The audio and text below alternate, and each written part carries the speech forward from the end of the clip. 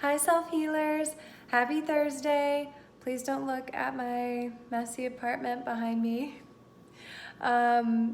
It's great to see everyone after Instagram's glitch yesterday, and I heard people say that it had something to do with them purging accounts or something like that, maybe a solar flare, and it reminded me to talk about the solar minimum, which I said I was going to do a long time ago and I never did. So we just came out of a solar cycle, which is a 10-year period where in the first part of the 10 years we have very low solar weather, and then the last part of the 10 years we have really high solar weather, so lots of coronal mass ejections or CMEs, lots of solar flares, all kinds of things erupting on the sun's surface and shooting bursts of space wind and electrical current at the earth. So naturally that disrupts satellites and your GPSs because of that. It can blow transformers, cause all kinds of outages, but that ended in November, and then we started the solar minimum of a new cycle. And with a solar minimum, we see a lot less space weather, but we're not completely unaffected by it. Just because there's no space weather doesn't mean that there's no effect from the sun on the earth, because actually without the space weather we have less space wind, and without the space wind we have space junk, that's just kind of debris that pools close to the earth's atmosphere where all the satellites are.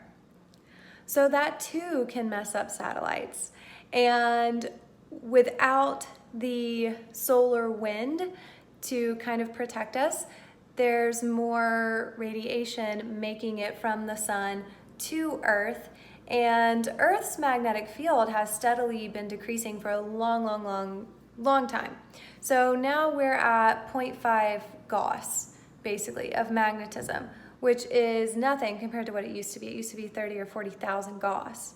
So us humans need the Earth's magnetic field to exist and to be healthy. So the less strong the Earth's magnetic field gets, the fewer Gausses that we have, the easier it is for humans to get sick.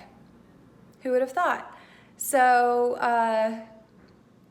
because we are in a solar minimum, we are feeling more of an electromagnetic radiation effect from the sun, and we don't have really the electrical magnetic radiation from the earth that would be equal to counterbalance it. So that's why things like grounding are so great, because you can absorb the magnetic field that does exist, however small it may be.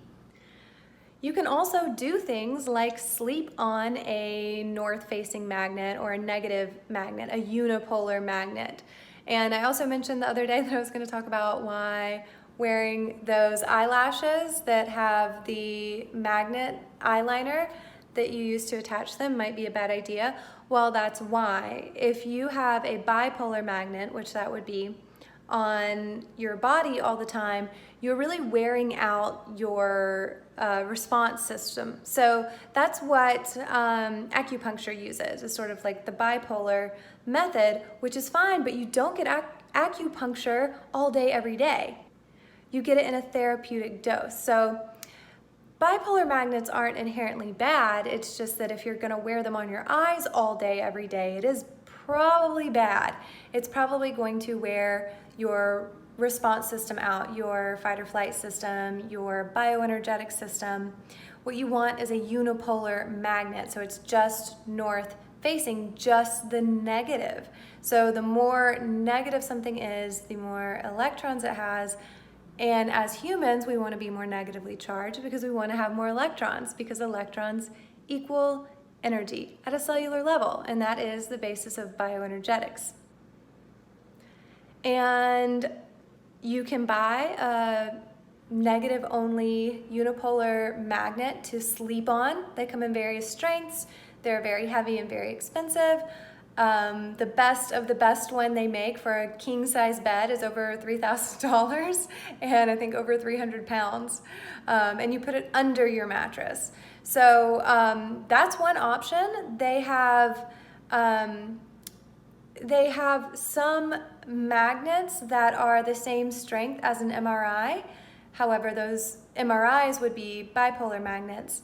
And this type of therapeutic magnet, a unipolar magnet at 70 or 80,000 Gauss, which would be like an MRI, can actually reverse all kinds of disease, even genetic disease. It's fascinating. I'll try to do a bigger post or like a full video just on magnets. It is fascinating, but if you can't afford to go and sit in an MRI strength magnet every night for a couple weeks, you can actually do magnet therapy at home, either with the magnet that you can put under your mattress, or you can buy little magnets from Amazon, which is what I've done. Actually, I have them.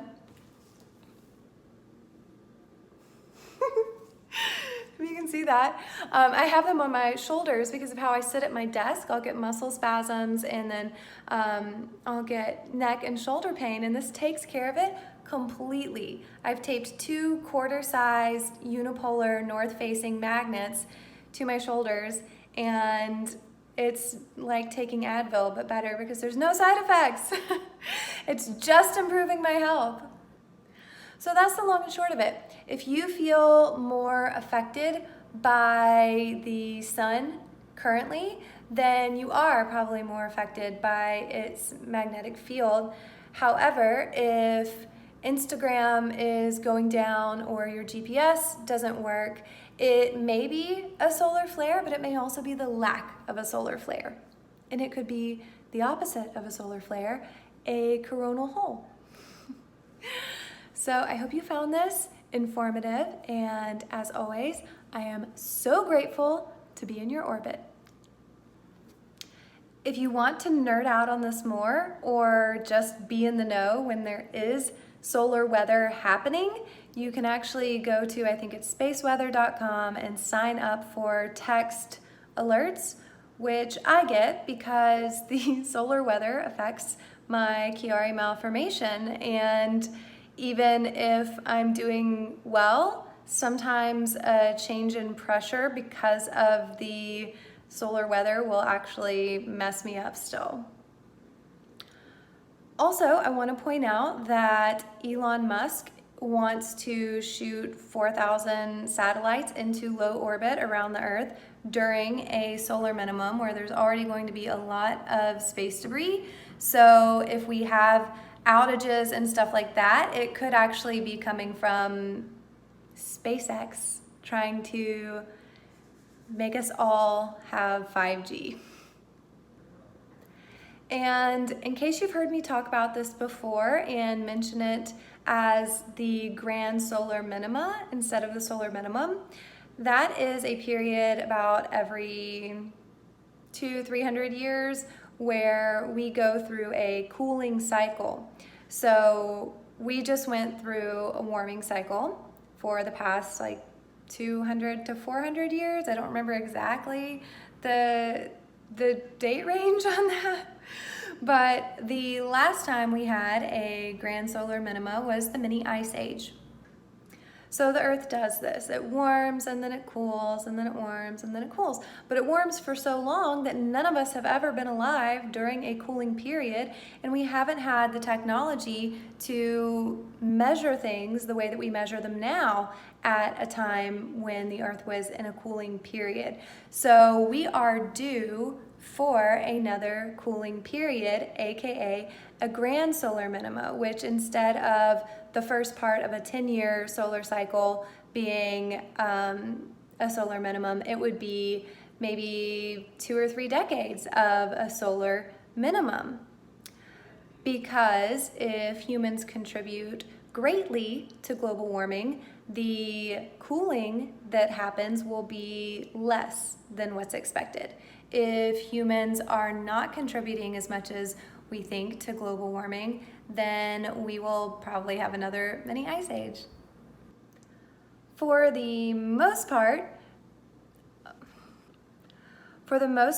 any effect felt on Earth from the solar minimum right now is probably just going to manifest in a higher degree of electrical activity on Earth in terms of like natural disasters. So instead of having this like misty rain that's just like a little bit every day, the clouds are going to wait and get really full, and then there's going to be big downpours less frequently, but with electrical events like thunder and lightning, as well as things like tornadoes, hurricanes, volcanoes erupting, and earthquakes and tsunamis. So there will be more natural disasters just because it is a solar minimum for sure.